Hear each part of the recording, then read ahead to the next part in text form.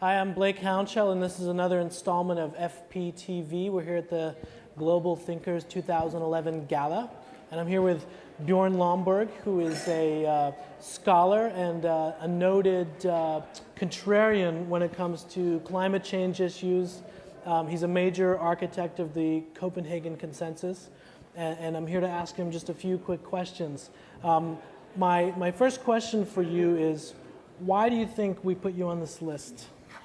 Well, you probably know that better, but I think it's a good example that a lot of people think I'm contrarian. What I really try to do is I try to bring rationality back in to our conversation about politics and political choices, and I hope that's why you put me on the list. Essentially, there's lots of problems in the world, and there's lots and lots of solutions, but they're not equally good.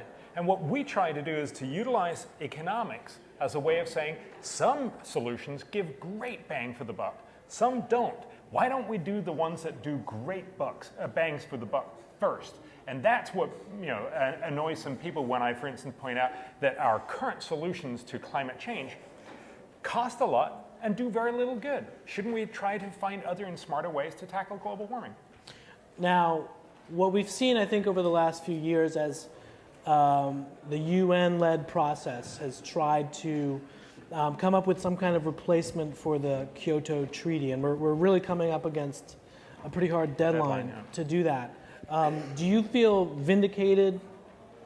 Well, I think we've seen what everybody kind of knew was going to happen, that you're not going to get everyone to sign up to saying, yes, let's cut carbon emissions dramatically, quickly, to tackle a problem that's going to happen in 50 or 100 years. Because remember, we don't burn fossil fuels to annoy Al Gore. We burn it because it basically powers everything we like. It powers the light in here, but it also keeps us warmer, cooler, feed us, clothe us, and makes it possible for us to transport. So you're not going to get even rich Westerners to stop burning fossil fuels, and certainly not the poor parts of the world, before you have cheap green energy. Now, what we've been saying is, well, let's just subsidize it. But of course, what the financial crisis has shown us is we can't afford to subsidize it in any significant way. So what we need to do is to focus on innovation instead. So what I'm hoping is that the sort of dead end of Kyoto that we are seeing very, very clearly these days as we have a meeting in Durban that's going to go nowhere, will be the birthplace of a new and smarter strategy. Don't spend lots of money subsidizing inefficient technologies, but spend less money, smarter, to innovate green energy. Because if we got cheap green energy, if we got solar panels to be cheaper than fossil fuels over the next 2 to 4 decades, we've solved global warming. Everyone will switch over, not because they're green or being forced to, but because it's cheaper. What about people who argue that, innovations like the catalytic converter, wouldn't have happened if you had regulations in place to make it economically viable? I mean, if we don't have some kind of carbon caps or carbon taxes, what's there an incentive to innovate? Yeah. Why not just burn coal?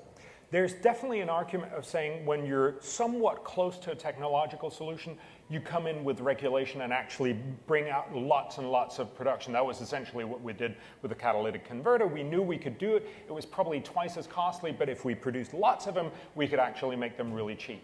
But the problem is green energy is far, far away from being competitive. And that's the real problem. That's why you can't just subsidize your way out of it and build more and more volume, because it's still going to be way too expensive. And that's why you see Western governments squirm, try to make a little bit of promises, but not actually doing very much, shifting a lot of their production to China and elsewhere. And of course, none of the developing countries really wanting to take on responsibility. So we can go with the current approach, which has failed for the last 20 years and fail for another 10 or 20, I would like to hope that we'll actually try for a smarter, new strategy that's going to cost less and be much more effective. The Copenhagen consensus, as we ran for climate change, estimated that for every dollar spent on carbon caps, even if you do it smartly, you probably avoid a couple of cents of climate damage. For dollars spent on research and development into green energy, you will probably avoid about $11 of climate damage. So what is it? Should we spend $1 and only do 2 cents worth of good, or $11? It's 500 times smarter. That's the way we can do both spend less money, which is going to be very popular in these austere times, and do a lot more good for climate. Last question. who's going to win the climate race? China, Europe, United States, or someone else? See, I think that's the entirely wrong question to ask for two reasons. Partly because we're talking about something that's going to happen in 20 to 40 years. So there's no way you or I would know that. But the real winners is going to be all of us. If we manage to get cheap green energy, we'll all benefit from it. But if we go down the current route, we'll all lose. So we're really in this together. All right, that was a cop-out. No, it's actually the right solution. But that's what you asked me to do. Thanks a lot. Hey, thank you.